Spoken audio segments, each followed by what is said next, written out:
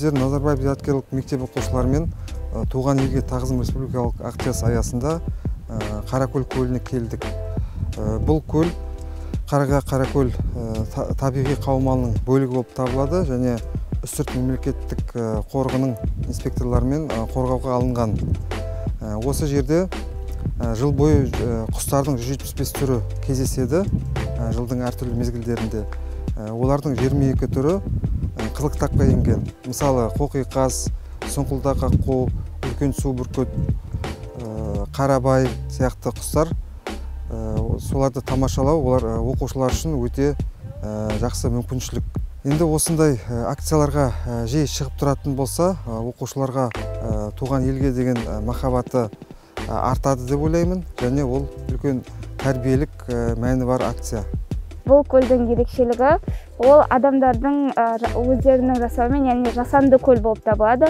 Жасанды көл болғанына қарамастан, бұл жерде 175 түрден астам құстардың түрі кездеседі.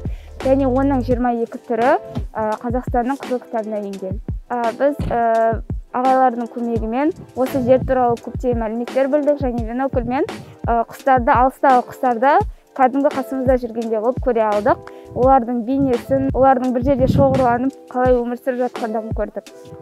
Туған елге тағзым экспедициясы біздің өзіміздің өңірімізді тануға, осындай тың жерлерді, адамдардың білмейтін жерлерін біліп, қандай құстардың кездесетінін, біздің еліміздің байлығы, яғни флорасы мен фаунасымен танысуға үлкен маңыздылығы зор болады деп ойлаймын.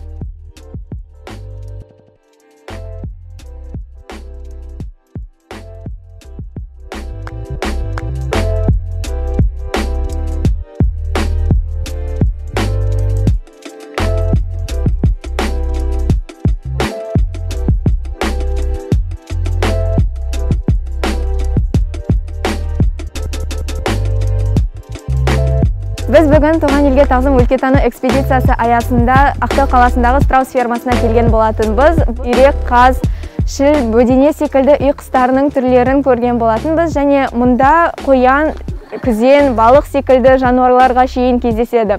Ал менің артымда Австралия және африкалық эму немесе түйе тауық құстары бар.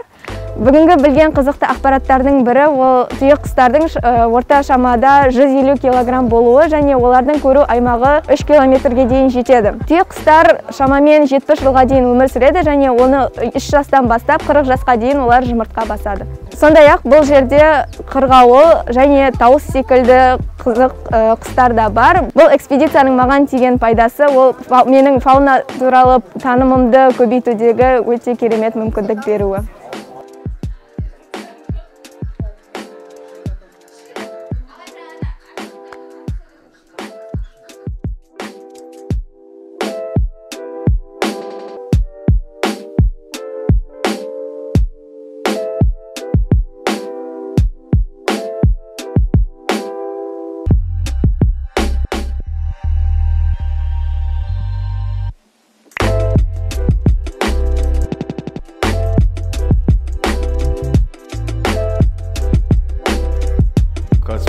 зерттеу және 16 орталығы 2019 жылы тамыз айында ашылған болатын.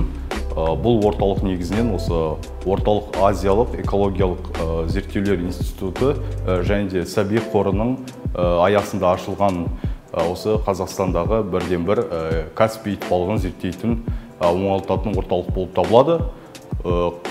Каспий итбалығын зерттеу және 16 орталығы осы қазірге ашылғаннан бері осы 30-дан астам Каспий итбалығын зерттеп және оңалтып келеді. Каспий итбалығы 2020 жылы қазан айында Қазақстанның қызыл кітабына енді.